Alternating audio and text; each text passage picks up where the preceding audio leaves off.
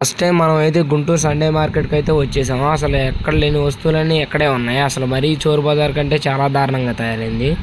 ఏంటంటే మనం అయితే ఇక్కడే 50% ఆఫర్ అని డెకాథ్లాన్కి అయితే వచ్చేసాం. మన్నాయాలు చేసిన అంతా ఇంత విన్యాసాలు కాదు, కొనే వాళ్ళ గేమ్ ఆడి మరీ ప్లేయింగ్ చూస్తున్నారు. అసలు ఫైనల్ గా మేమేం కొంటామో ఖచ్చితంగా చూడండి. మన్న అయితే సిద్ధంగా ఉన్నాడు యుద్ధానికి.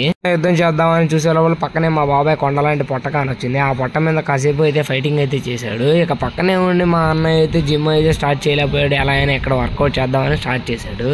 ఇక్కడే ఇంకా ఎక్కడికి పోయినా మన కోతి బుద్ధులు అయితే ఆగవు. ఎక్కడే పక్కనే టెంట్ ఉంటే ఆ టెంట్లోకి మన టెంట్ లాగా దూరిపోయాం. ఆ టెంట్ మాత్రం చాలా బాగుంది. నేనైతే అడిగానని చెప్పేసి మా వాళ్ళందరినీ బయటికి పంపిస్తున్నాను. మీరైతే వెళ్ళిపోండి అని చెప్తున్నాను. పక్కనే వీడుండి నన్ను నువ్వెవడరా అక్కడ ఉంటాను కానీ అన్నాడు. వీడికంతా భయం చెప్పాను. నువ్వు మర్యాదగా నా టెంట్లో నుంచి బయటికి పోరా అని. ఈ టెంట్ నాదని చెప్పినా కానీ వీడిని ఊరుకోలేదు. వాడికి చిన్న వార్నింగ్ ఇచ్చి వాడి కర్ర వాడి దగ్గరే పెట్టొచ్చాను. ఇంకా గుంటూరులో వేసిన వేషాలు అయితే చాలు. ఇంకా మనం పక్కనే ఉన్న విజయవాడలో ఉన్న పీవీపీ మాల్కి అయితే బయలుదేరాం. ఇంకా అసలు మ్యాటర్ ఏంటంటే మనం విజయవాడ ఆడటం కోసం 5 years తర్వాత మా అన్నయ్య అయితే యూఎస్ నుంచి వస్తున్నాడు. ఖచ్చితంగా పికప్ చేసుకుందామని. ఇక 5 years తర్వాత మా అన్నయ్య చూడగానే నాకైతే చాలా హ్యాపీగా ఉంది. మీకు ఎలా ఉందో ఖచ్చితంగా కామెంట్ చేయండి. వెళ్ళేటప్పుడు మాత్రం సబ్స్క్రైబ్ మాత్రం మర్చిపోవద్దే.